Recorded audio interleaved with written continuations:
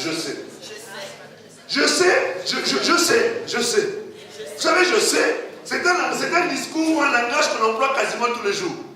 Je sais, je sais. Quand quelqu'un te dit quelque chose, tu dis oui, je sais, je sais. Ta femme te dit que oui, chérie, je sais. Ton enfant dit, chérie, je sais, je sais. Mais chérie, n'oublie pas que demain on va aller visiter Albert. Je sais, toi aussi, je sais. Et je sais là, on l'utilise quelquefois à tort et à travers. Je sais. Je sais Albert, je sais. On sait. On sait. Je sais. Je sais. Et on sait tellement qu'à un moment donné, ça devient un problème dans notre vie. Je sais. Alors, quand quelqu'un veut te parler, tu lui dis je sais, est-ce qu'il peut encore parler? Non. En fait, c'est une façon de dire à quelqu'un tais-toi. Arrête. Tu me déranges. Tu es en train de les Français disent tu me barbes. Tu m'ennuies. Je sais, c'est une façon de couper court à la conversation. C'est une façon de dire arrête. Amen. Mais d'une manière polie. Oui, je sais. Et puis, quelquefois, quand on dit je sais là, d'une manière un peu blasée, hein, c'est-à-dire, je sais, qu'est-ce que tu veux m'apprendre encore, hein, de nouveau? Je sais. Mais oui, mais je sais. Attends, écoute. Oui, je sais. Je sais. Mais on peut se poser la question, que sais-tu? Tout ce que je sais, c'est que je sais. Mais le problème qui se pose, c'est que je sais là, je sais. Si la personne veut aller un peu plus loin, en disant, en fait, qu'est-ce que tu sais? Tu te rends compte que finalement, tu ne sais rien. Ou alors, tu ne sais pas. Ou alors, tu sais, mais ce que tu sais est une mauvaise information. Dis à ton voisin,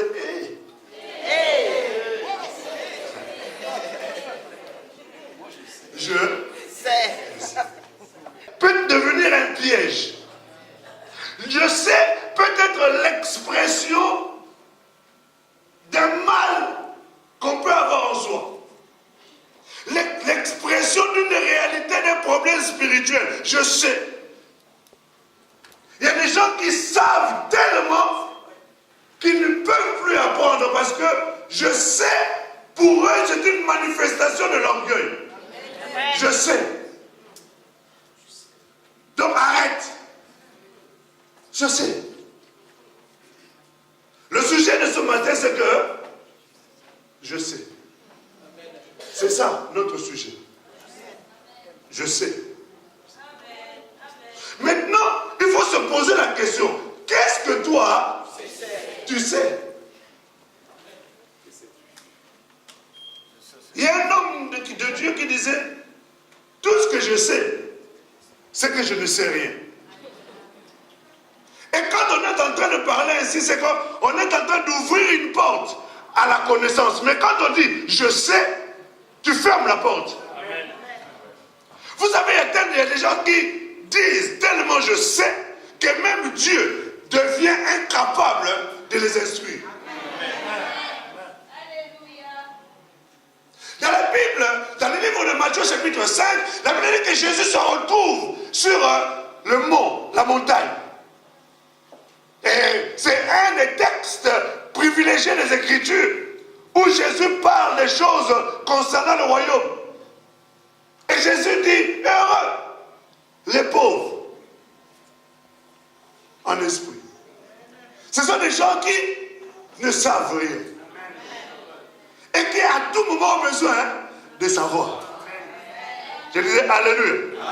Quand quelqu'un est pauvre, c'est quelqu'un qui veut recevoir. Et qui reconnaît qu'il ne sait pas. Et quand quelqu'un ne sait pas, c'est là où on peut lui donner quelque chose. Je disais alléluia. Dans nos églises, on a trop déjà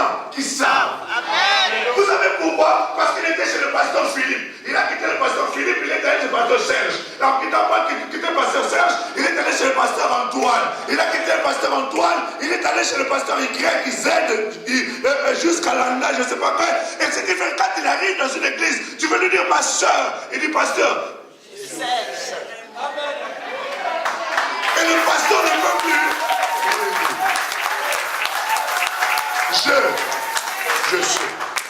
Et moi, de telles personnes qui savent, c'est difficile de marcher avec moi. C'est difficile d'être ensemble parce que si tu sais tout, à quoi je te sers? Je ne te sers plus à rien.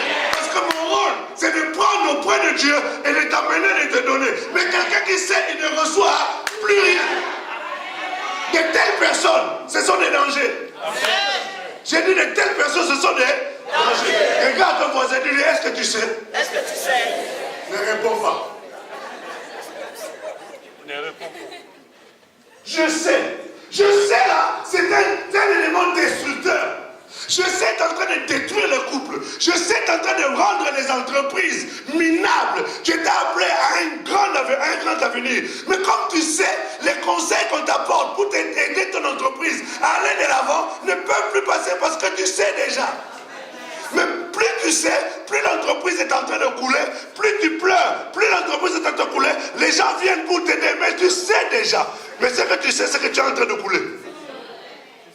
Je sais, tu es en train de détruire les foyers. Parce que ta femme, par amour pour toi, veut te donner des conseils. Mais je sais tellement bien qu'à un moment donné, je n'écoute pas ma femme, je n'écoute pas mon mari. Et mon couple est en train de se détruire. Parce que je... Amen. Parce que je sais. Je sais, tu es en train d'empêcher les gens d'avoir des dialogues dans le foyer. Je sais, tu es en train d'empêcher les enfants à écouter les parents. Et surtout les enfants qui sont nés ici, qui ont grandi ici. Ils savent tellement de choses. Que toi, parent, puisque tu viens d'Afrique, si tu veux dire quelque chose à maman, je sais.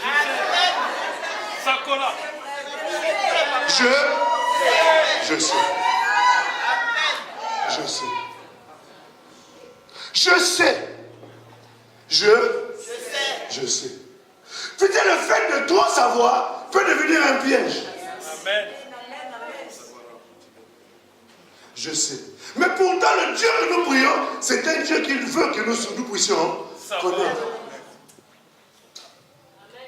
Le mot je sais, dans la Bible, c'est écrit au moins 878 fois. Je sais. 877 fois, plus exactement. Je sais.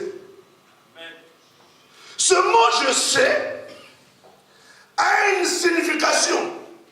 En hébreu, je sais veut dire yada. Je sais, en hébreu, veut dire yada. Y-A-D-A. Je sais. Et quand tu sais, ce mot-là du mot je sais a plusieurs variantes dans la Bible. Plusieurs variantes, je sais. Je sais veut dire être sage.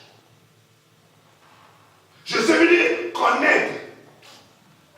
Je sais veut dire apercevoir et voir. Je sais veut dire trouver ou avoir le discernement. Je sais veut dire avoir de l'expérience.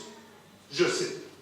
Et souvent, le je sais par expérience, c'est la relation qu'on a avec les parents. Quand les enfants viennent te dire quelque chose, dis chérie, je sais. D'ailleurs, quand j'étais jeune, j'avais fait exactement la même chose que toi. Voilà où ça m'a emmené. Je sais peut-être le fruit de l'expérience de la vie. Amen. Qui apporte une certaine forme de sagesse. Une sagesse qu'on peut appeler humaine.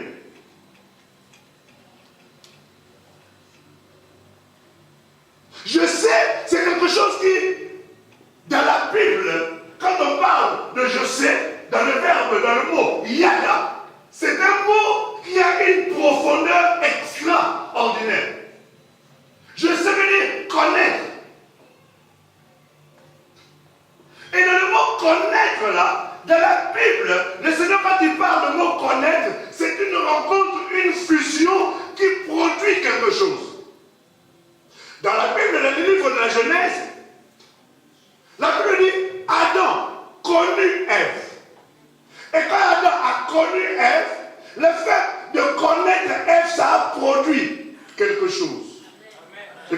j'étais en train de dire Alléluia.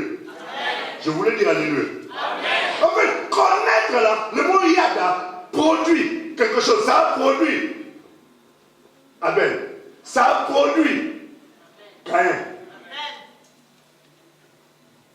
Le je sais dans ta vie, normalement quand on regarde, quand tu dis je sais, on est en train de voir le fruit de je sais. Je disais Alléluia. Mais tu peux savoir, mais sans produire de fruit. Amen. Mais quand tu dis je sais là, qu'est-ce que tu sais? Amen.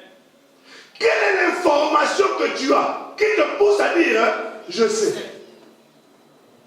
Mais le fait de savoir, qu'est-ce que tu fais de ce que tu sais? Amen. Dans la Bible, le livre de la Genèse, au chapitre 4, nous allons lire à partir du verset 1. Ouvrons nos Bibles. Bonjour ange. Il y a tellement des anges ici.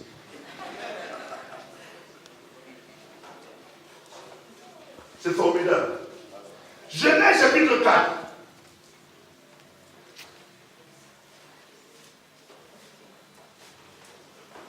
Dis à ton voisin, je sais.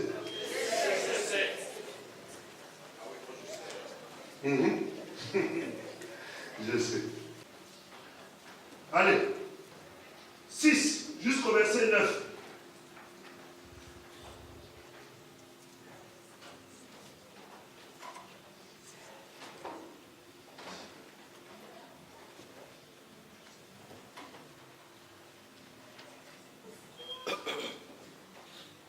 Et l'Éternel dit à Caïn, pourquoi es-tu irrité?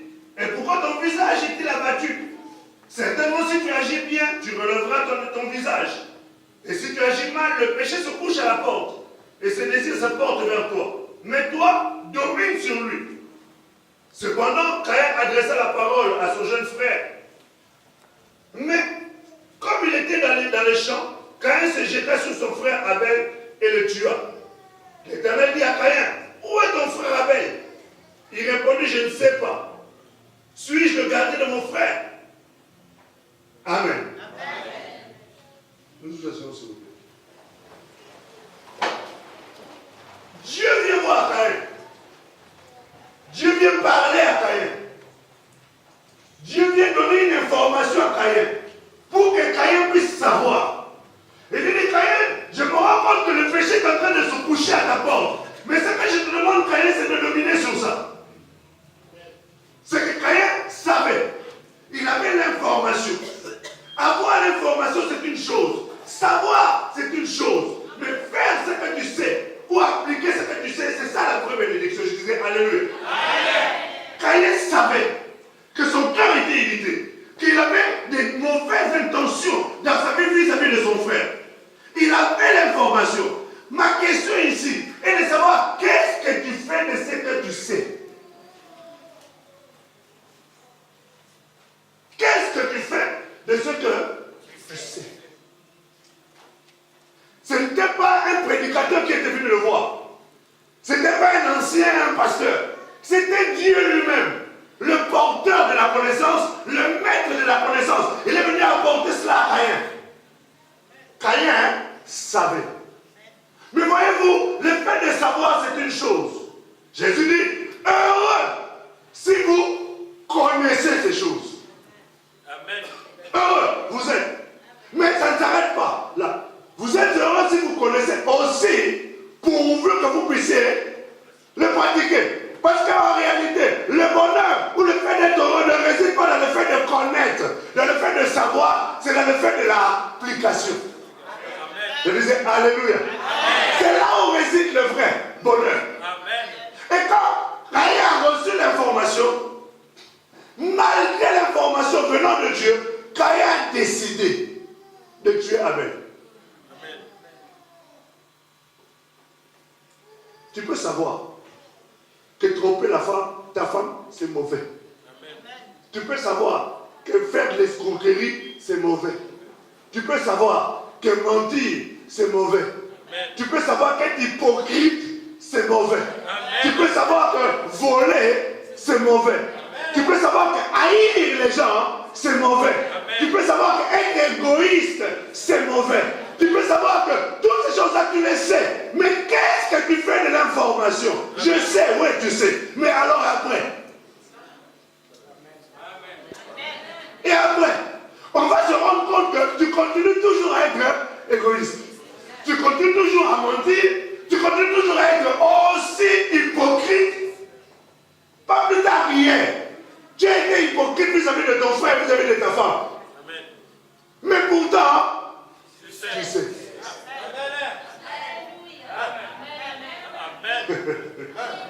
Je dis alléluia. Beaucoup de gens échouent, non pas parce qu'ils ne savent pas. Ils savent, mais ils n'utilisent pas l'information. Réussir dans la vie, réussir dans les études, tout le monde veut cela. Et on le sait. Mais combien sont ceux qui échouent? Et pourtant, tu sais. Je disais alléluia. Caïn savait. Même bien qu'il savait, il a décidé. Il a tué Abel. Ouais. Et en plus, il savait ce qu'il était en train de faire. Dieu vient de dire, où est ton frère? Bien qu'il savait, vous savez ce qu'il lui a dit?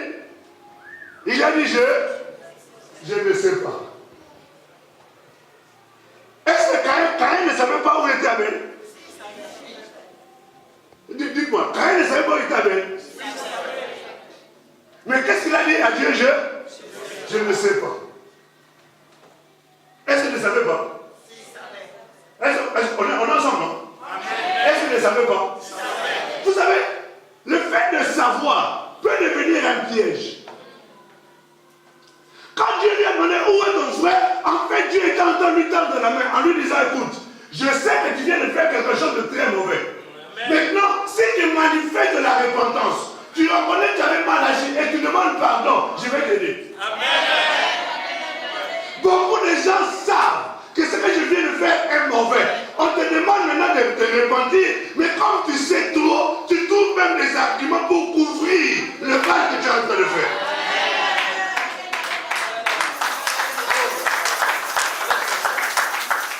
C'est pour ça que le pasteur chaque mois dit de venir. Est-ce que nous nous comprenons bien? Tu es en train de... Ta femme te dit, chérie, pourquoi tu as fait ça? Oui, mais tu te trompes. Est-ce que tu sais que ça cause de toi que je sois arrivé comme ça? On ne t'a pas demandé pourquoi. On t'a demandé qu'est-ce qui s'est passé. C'est à cause de toi. Tout ça parce que quand je rentre à la maison, tu ne peux pas manger. Je ne peux pas te parler, tu es tout énervé. C'est pour ça que je me comporte comme ça. Ne cherche pas à mettre la faute sur quelqu'un d'autre. Reconnais ce que tu as fait et réponds-toi. La repentance permettant que le Seigneur puisse te venir au secours. Je dis alléluia. Moi je viens de dire alléluia. En fait, Dieu est en train de dire, Caïn, dis-moi que tu as mal agi. Je vais te pardonner. Je suis plein de miséricorde et de grâce. Je suis riche en miséricorde et là à la colère. Réponds-toi et je te pardonnerai. Mais au lieu de se repentir, il a dit, je ne sais pas. En fait, d'une façon, il va te faire voir, toi. Qu'est-ce que ça me demandait de compte à rendre? Je n'ai de compte à rendre avec la personne. Hein? Ça, ce sont certaines femmes. Le mari dit, mais pourquoi tu rentres à la société? Il a ouvert la tête au pied. C'est la dernière fois que je me parle.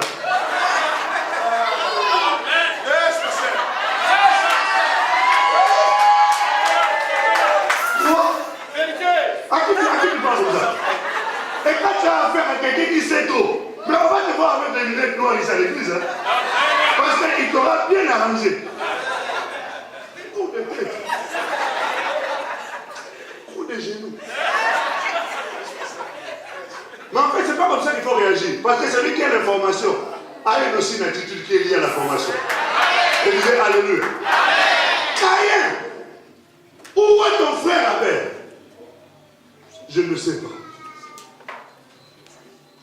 Et pourtant, il y a beaucoup de choses que nous savons. Mais nous disons que nous ne... Surtout les enfants. Chérie, j'avais laissé 10 € ici. Mais moi, je ne sais pas. Tu sais, c'est toi qui avais pris. Le problème est, souvent, quand c'est comme ça énerve encore plus les parents parce que eux, ils savent que c'est toi qui avais pris. Maintenant, si tu avais tous dit maman, c'est moi qui avais pris. Tu sais, du coup, même si elle a envie de s'énerver, ça va la calmer un peu. Dans beaucoup de couples, c'est comme ça. Le mari trouve un préservatif dans la poche de la veste de son mari. La femme trouve un préservatif dans la poche de la veste de son mari. Il dit, oh chérie, c'est à qui? Il dit, je ne sais pas. Il dit, la veste, c'est la à qui? Et il peut même commencer à te trouver des arguments pour t'expliquer comment cela est arrivé dans sa poche.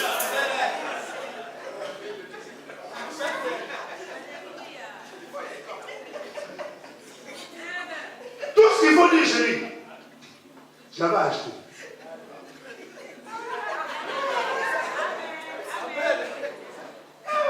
Et tout va. Tu as mes choses aujourd'hui.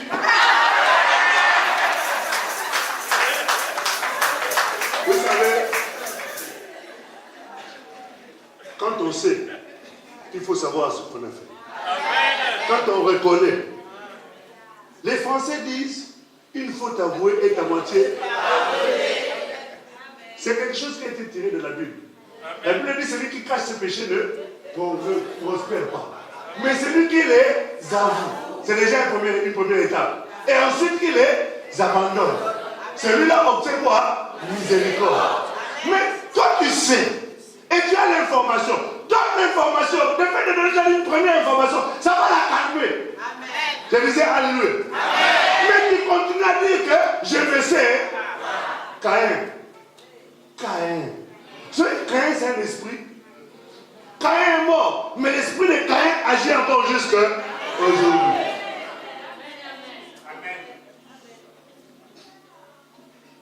Je sais. Je sais.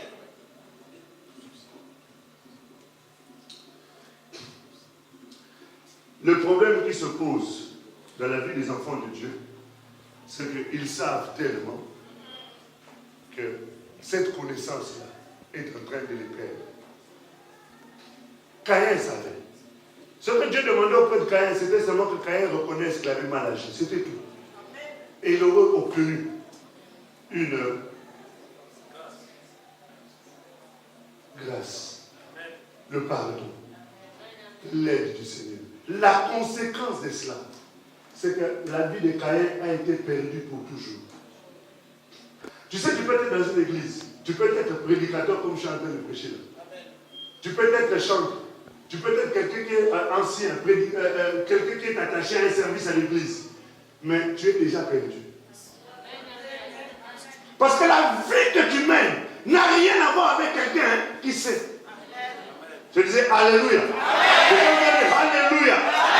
Savoir c'est une chose. Mais qu'est-ce que tu fais de ce savoir?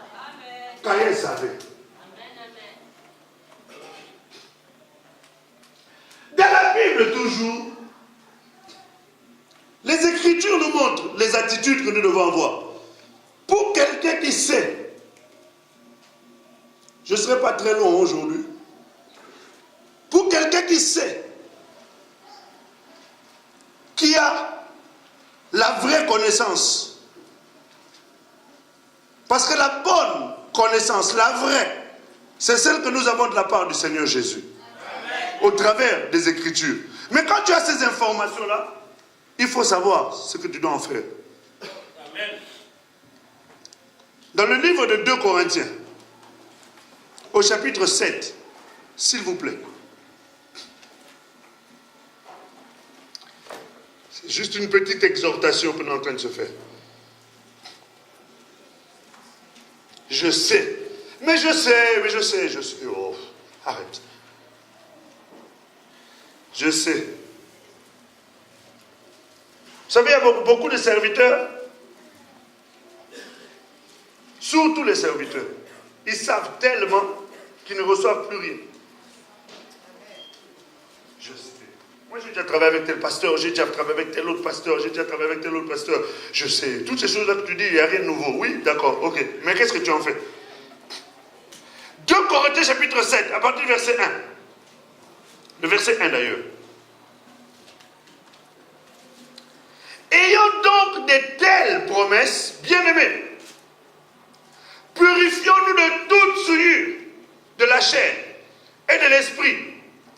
en achevant notre sanctification dans la crainte de Dieu. Ayant donc de telles promesses, bien-aimés, purifions-nous de toute souillure de la chair et de l'esprit, en achevant notre sanctification dans la crainte de Dieu. Ayant donc de telles promesses, quand tu lis 2 Corinthiens chapitre 6, à partir du verset 14, on nous explique un certain nombre de choses. Et au deuxième Corinthiens chapitre 7, verset 1, on nous dit maintenant, ayant connaissance ces choses qui sont dites un peu plus haut, voici l'attitude que nous devons afficher. Donc, puisque j'ai la connaissance, puisque je sais, l'attitude de celui qui sait, c'est celle qu'on est en train de nous encourager à avoir là. C'est-à-dire l'attitude de la purification. Purifions-nous donc dans notre chair et dans notre esprit. On nous montre 2 niveaux. Le niveau de la chair et le niveau de l'esprit. La purification de la chair, c'est facile à voir. C'est facile à voir.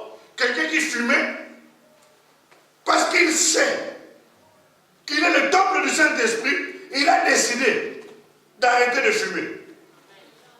Quelqu'un qui buvait de la bière, ou qui buvait du whisky, ou qui buvait du vin, chaque midi à table, et il ne déroge pas. S'il n'y a pas le vin à table, il peut même faire un scandale.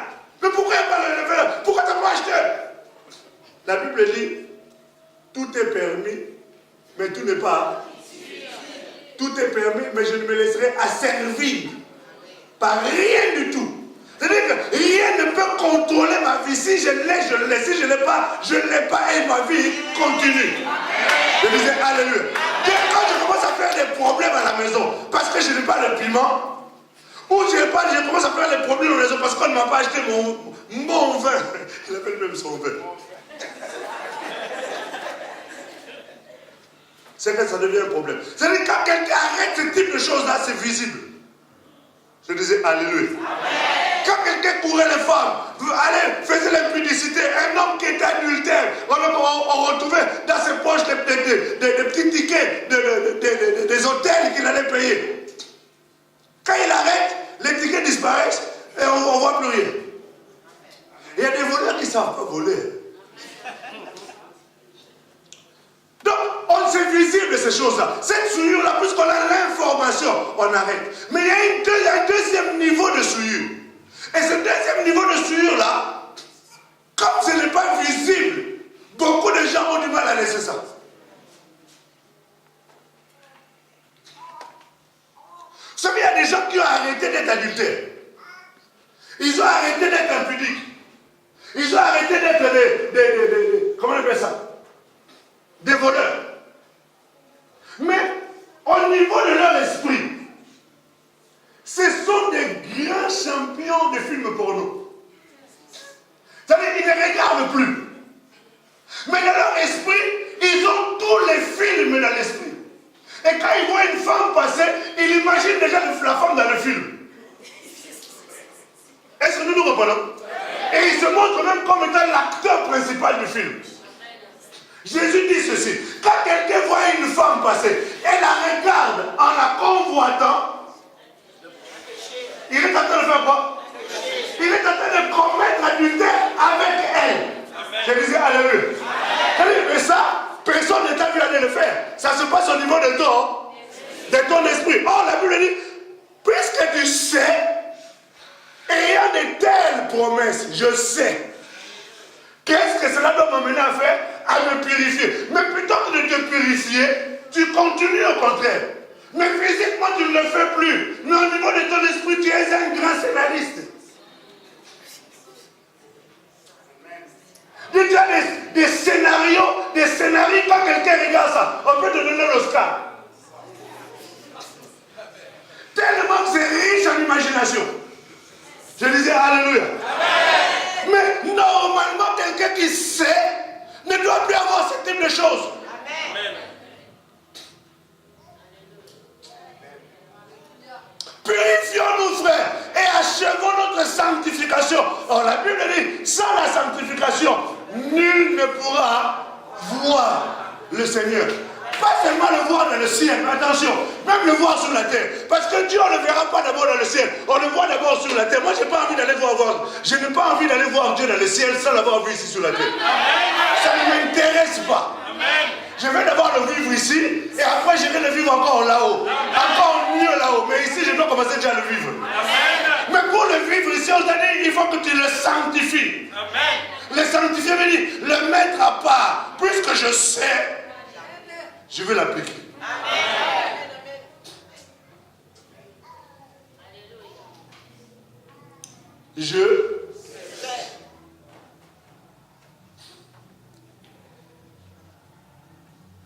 Tu sais, battre ta femme, c'est une mauvaise chose.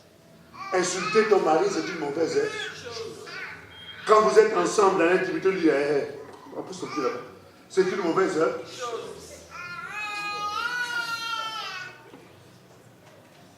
La sanctification, vous savez, c'est quelque chose de formidable de savoir. Celui qui maîtrise le savoir, maîtrise les autres. Quand vous êtes dans un milieu et que toi tu connais plus que les autres, c'est fini. Tous te sont soumis. Pourquoi l'Europe paraît plus forte que l'Afrique? Parce que l'Europe, on a quoi? Le savoir. On peut aller au ciel, on peut aller à la lune, on a des avions, on a des fusées, on a des armes extraordinaires, parce qu'on a le savoir. Le fait de posséder le savoir, c'est une très bonne chose. Dieu veut que son peuple ait le savoir. Mais pas seulement le savoir pour le savoir, parce que la Bible dit la connaissance enfle. Est-ce que nous comprenons? La connaissance, le fait de bien savoir, c'est bien. Mais si tu ne fais que savoir, sans application, ça devient un piège. Amen. Et bon, la Bible dit, mon peuple périt parce qu'il lui manque quoi? La connaissance, c'est-à-dire quoi? Le savoir. Et pourtant, c'est bien là la volonté de Dieu, que nous ayons le savoir. Mais qu'est-ce que nous faisons de ce savoir? C'est ça le problème. Avoir le savoir. Je sais. Tu n'as rien à répondre. D'ailleurs, tout ce que tu dis là, je le sais déjà. Oui, mais c'est bien que tu le saches. Moi, mon problème, c'est pas que tu ne le saches pas. Mon problème, c'est qu'est-ce que tu as fait. Vous savez, si nous pouvons, avec le peu de savoir que nous avons, si nous arrivons à les pratiquer, vous savez, nous aurons des couples tranquilles. Amen. Des maisons où il fait bon vivre. Le mari n'ira pas traîner jusqu'à rentrer le plus tard possible pour venir seulement éviter les balades. Amen. Ou la femme, dès qu'elle sort, elle entend la clé à la porte, elle va se mettre dans la chambre parce qu'elle ne veut pas du tout avoir le contact avec son mari. Quand c'est comme ça, c'est que le savoir qu'on a, ça nous sert strictement. Où les enfants sont dans leur coin, les parents sont dans leur coin, il n'y a pas de contact à la maison. Ça, c'est le mauvais savoir. Je disais alléluia. Amen. Qu'est-ce que tu fais de ton je sais? Qu'est-ce que tu en fais? À quoi ça te sert? Ton je sais là. Est-ce que ça t'amène à la sanctification ou ça t'amène au mal? La Bible dit celui qui sait, il doit se sanctifier encore davantage. Mais il y a aussi de ceux qui savent, à qui Dieu dit, souillez-vous encore davantage. Pourquoi? Parce que ton je sais là ne te sert strictement à rien. Au contraire, c'est pour épater les gens. C'est pour montrer que toi tu connais. C'est pour montrer aux gens qu'avec toi, on ne blague pas. Oui, mais après, ça te sert à quoi? Je suis en train de te dire que je sais là c'est bien. Mais je sais là doit servir à quelque chose. Tu connais Jésus, non? Tu sais de quoi Jésus est capable?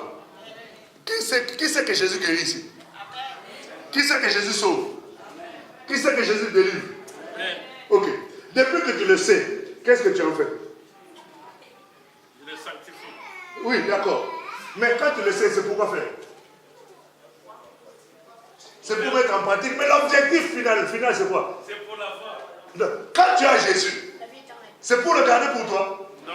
C'est pour qui? Pour partager. Maintenant, quand tu sais, qu'est-ce que tu en fais?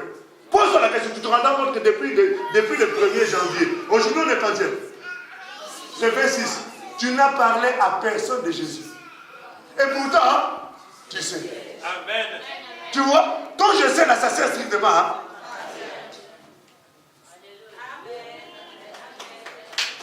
Ça ne sert à rien. Tu sais, mais tu agis comme quelqu'un qui ne sait pas. À quoi ça sert que tu le saches? Si c'est pour garder ça pour toi-même. La Bible dit celui qui sait faire le bien et qui ne le fait pas, il fait en train de faire quoi? Hein? Non, je n'ai pas entendu. Hein, quoi? Tu sais bien que donner à quelqu'un Jésus, c'est faire quoi? Hein? Du bien. Mais tu ne le fais pas. Donc, depuis que tu connais ton je sais là, tu es comme Caïn. Amen. Parce que si je te dis, pourquoi tu ne veux pas amener une âme? Tu sais déjà comment ça veut dire? Pasteur, je sors le matin très tôt. Après le travail, je dois rentrer très vite à la maison, je dois préparer à manger. Je dois m'occuper des enfants. Après ça, je dois chauffer la nourriture pour mon mari quand il arrive. Dès qu'il arrive, je dois lui enlever la veste et les chaussures, lui emmener de l'eau pour qu'il puisse se laver les mains, et s'asseoir à table. Pendant qu'il mange, je le regarde manger. Et il dit, chérie, je t'aime pour lui donner l'appétit. Elles sont rares, hein, ces femmes-là. Elles sont rares. Mais on est là pour leur apprendre que c'est comme ça qu'on fait. Amen. Même s'il y avait quelque chose qui n'allait pas au travail, quand il rentre, il sait que quand je vais rentrer, je vais avoir l'appétit. Parce que ma femme, quand je mange, elle me regarde avec des gars.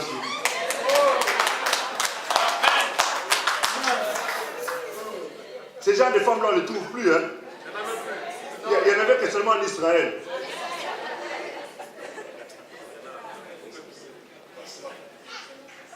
Tu vois, tu vas m'expliquer tout ça. Et après le soir, pasteur, il faut que je fasse mon devoir conjugal. Tu vois, dans tout ça là, ton je sais ne t'a servi strictement. Hein? En tant que jeune homme à l'école, ton je sais là, à quoi ça sert? Ce n'est pas là Jésus aux autres, à tes copains de classe, à tes collègues de travail. Amen. Mais tu sais que ils vont être surpris un jour de savoir que toi tu es chrétien. Ils vont être étonnés. J'ai vu des trucs à Paris là. Je t'ai même vu dans une église, dans un reportage sur TF1. Toi aussi tu vois dans ces choses là. Ouais, ça doit être quelqu'un qui me ressemble, c'est pas bon. Parce que tu as tellement honte par rapport à ton je sais. Au travail, tu es en train de montrer que tu ne sais pas. Parce que tu n'as jamais montré Jésus au travers de ton attitude. Est-ce que nous sommes en train de bien nous comprendre? Je suis en train de te montrer deux je sais. Un je sais et un autre je sais. Mais quelle est l'attitude qu'on a avec le je sais? Donc finalement, ton je sais, ça ne sert strictement. Hein?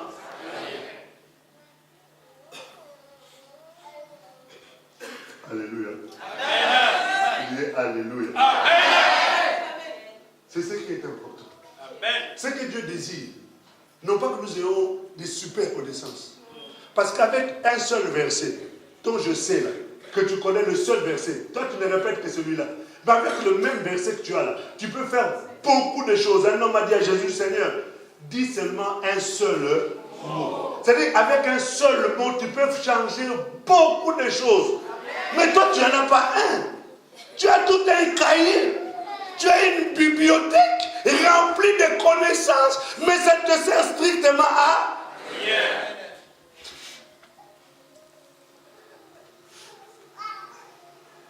Je ne vais pas rentrer dans le domaine du divorce parce que quand tu rentres dans le domaine du divorce, ça va encore être un problème.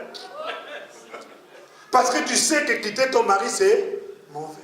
Tu sais que quitter ta femme, c'est mauvais. Mais ça ne t'a pas empêché d'aller épouser une autre femme et tu viens avec elle ici. Alors pour qu'on t'embête pas, tu as changé d'église.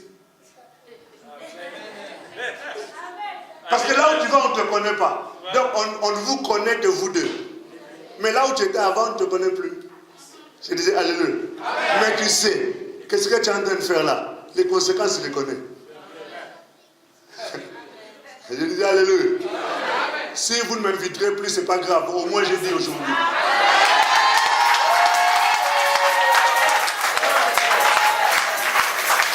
Je sais, mais savoir c'est une chose. Ce qu'il faut, après avoir eu la connaissance, c'est l'application.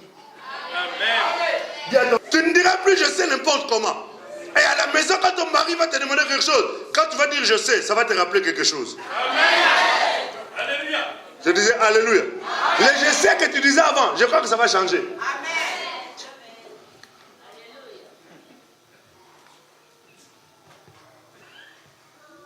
Les enfants sont vous savez, les enfants sont en train aujourd'hui de devenir des délinquants.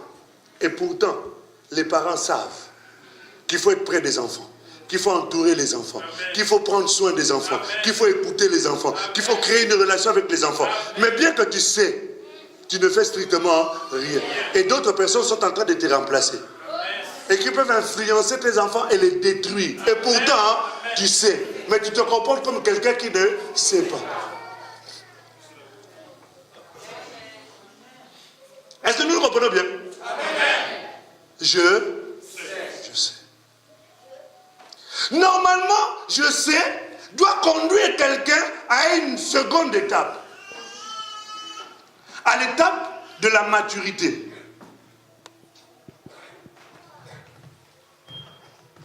Je sais doit conduire quelqu'un à une seconde étape. L'étape de la maturité. Parce que quand quelqu'un sait et le met en pratique, ça l'amène à se développer, à grandir, à acquérir de l'expérience qui va servir aux autres. Non seulement il va dire je sais, mais sa vie aussi est en train de dire je sais. Je disais Alléluia. Non, j'étais vraiment en train de dire Alléluia. Quand quelqu'un a la connaissance, mais que cette connaissance n'est pas mise en pratique, tu as une connaissance intellectuelle. Elle ne restera qu'au niveau de la tête. Mais au niveau du cœur et au niveau de l'application, il n'y aura rien. Quand quelqu'un connaît, ça doit mener cette personne à une étape supérieure qui va l'emmener à grandir. Mais vous constaterez que dans les églises, les gens connaissent beaucoup de versets. Jean 3,16. Qu'est-ce qui est écrit? Voilà. Oui. On connaît les versets. Mais seulement le problème qui se pose, cette connaissance-là, quand tu rentres dans les églises, tu observes la vie des gens, tu descends après le culte, tu observes la vie des gens à l'extérieur, tu te rends compte que finalement, ce sont deux personnes différentes, celle qui est à l'église et celle qu'on trouve dehors. Amen. Même moi, chez les serviteurs, qui connaissent, on les trouve même en train de se battre en bas. Toi, tu dors avec qui? Hein? Tu me connais, toi? Hein? Tu sais où j'ai grandi, moi? Là, on a mis mon nombril, tu sais où c'est? Toi, tu. Amen. Faut pas blaguer avec Dieu. Ta connaissance doit t'amener à une étape supérieure, à celle de la maturité. Hébreux chapitre 5. Et je crois que ça va être notre dernier verset. Hébreux chapitre 5. Nous allons lire à partir du verset 12.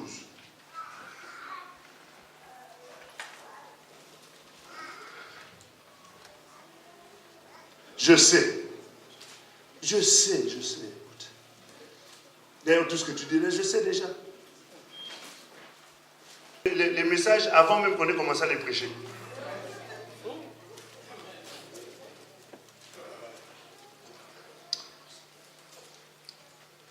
Vous qui devriez, vous en effet, qui depuis longtemps devriez être des maîtres, vous avez encore besoin qu'on vous enseigne les principes élémentaires des oracles de Dieu. Vous en êtes venus à avoir besoin de lait et non d'une nourriture solide. Or, quiconque en est au lait n'a pas l'expérience de la parole de justice, car il est encore quoi? Non, je n'ai pas entendu. Mais la nourriture solide est pour les hommes faits, pour ceux dont le jugement est exercé par l'usage à discerner le bien et ce qui est mal. Ici, on est en train de dire quelque chose de très fondamental. On est en train de montrer que celui qui sait, normalement, doit avoir l'expérience de la parole de justice. Je disais ceci, que quand un parent est en train de parler à son enfant, et que maman constate que sa jeune fille commence à avoir trop d'appels avec les garçons, commence à discuter. La nuit, elle est tout le temps sur Internet, sur Facebook, sur Twitter, elle est tout le temps sur Snapchat, elle est tout le temps sur WhatsApp, elle est tout le temps sur Viber. À un moment donné, elle commence à s'inquiéter. Mais qu'est-ce que tu fais là-bas? Qu'est-ce que tu fais, chérie? Ce genre de choses-là, ça peut amener à tel endroit. En fait, quand elle parle par expérience. Amen. Parce que c'est un parent. Elle est passée par un certain nombre d'étapes, des événements de la vie qui lui ont donné une certaine sagesse ou une expérience. Je disais Alléluia. Amen. Maintenant, c'est lui qui sait. Dans la foi aussi, il a une perception. N'oubliez pas, on a dit savoir, c'est percevoir, c'est voir. Et quand quelqu'un a la connaissance des Écritures, ça l'amène à une certaine maturité, à une certaine connaissance des choses de Dieu. Cette connaissance doit l'amener à une certaine expérience. Quelle est l'expérience? La Bible dit l'expérience de la parole de justice. L'expérience de la parole. C'est-à-dire que cette personne a eu à passer un certain nombre d'étapes, un certain nombre d'événements, un certain nombre de circonstances, un certain nombre de situations, de difficultés. Et il a su faire face à cela sans abandonner la foi, soit délaisser la parole, soit régner, sans régner Christ. Et il a fini par passer cette étape, selon que la Bible dit, de supporter patiemment les épreuves. Et quand quelqu'un passe cette étape-là, sa connaissance, son je sais, ne reste plus seulement une lettre, mais ça devient une réalité manifestée dans sa vie. Et cette personne-là a désormais une expérience avec le Seigneur. Je disais Alléluia. Amen. La connaissance sans expérience, c'est la mort. Amen. Mais la connaissance avec expérience, ça emmène une seconde étape, c'est que t'emmène à grandir. Quand quelqu'un viendra te voir, va t'expliquer son problème, tu diras, écoute, je suis déjà passé par là. Mon mari était un homme violent, il buvait tout le temps. Il me frappait beaucoup. Au départ, je l'insultais. Au départ, je brûlais ses pantalons. Je prenais le nom que j'avais, je le mettais exprès. Et puis quand il vient, je lui dis, écoute, chérie, je n'avais pas fait exprès. Je sais bien que tu avais fait exprès. Mais depuis que j'ai eu la connaissance des Écritures, j'ai changé d'attitude. Maintenant, à chaque fois qu'il fait quelque chose de mal, je comprends que ce n'est plus lui qui le fait, mais c'est l'esprit qui habite en lui. Donc comme moi j'aime mon mari, je continue à aimer l'homme et à combattre l'esprit qui le pousse à faire ces choses. Je dis Alléluia. Ce qui fait qu'à la maison, avant quand il m'insultait, il faisait n'importe quoi, il rentrait sous, je l'insultais, on se bagarrait. Mais maintenant il peut rentrer sous, on ne se bagarre plus. D'ailleurs, il ne boit plus à l'extérieur, il boit maintenant à la maison. Il y a déjà un changement. Amen. Il ne boit plus à l'extérieur, il boit maintenant à la maison. Amen. Mais depuis qu'il a commencé à boire à la maison, j'ai constaté qu'il boit moins. Amen. En fait, il y a un processus. Et aujourd'hui, mon mari a complètement arrêté l'alcool. Quand quelqu'un est en train de te parler comme ça, celui qui écoute ce témoignage-là, il est quoi? Édifié. Je disais Alléluia. Tu es en train de montrer que ce que je sais, je l'ai appliqué et en voilà les résultats. Et si toi aussi tu fais comme moi j'ai fait, quoique Dieu ne fait jamais les choses de manière identique, mais je sais que le résultat sera le même. Je disais Alléluia. Parce que Dieu ne fait exception de personne. Est-ce que nous nous comprenons bien? C'est possible. C'est possible. C'est pour cela qu'il est important de savoir. Mais savoir doit être accompagné de quoi? De l'application. Alléluia. Quelqu'un a dit Alléluia. Est-ce que nous comprenons bien? Je vais devoir m'arrêter là. Parce que ça fait 1 heure que je parle. Pour moi, c'est déjà beaucoup. Je vous avais dit que c'était une exhortation.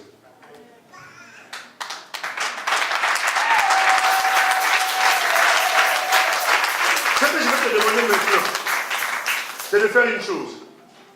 C'est de te lever et de commencer maintenant à réfléchir à tous tes essais.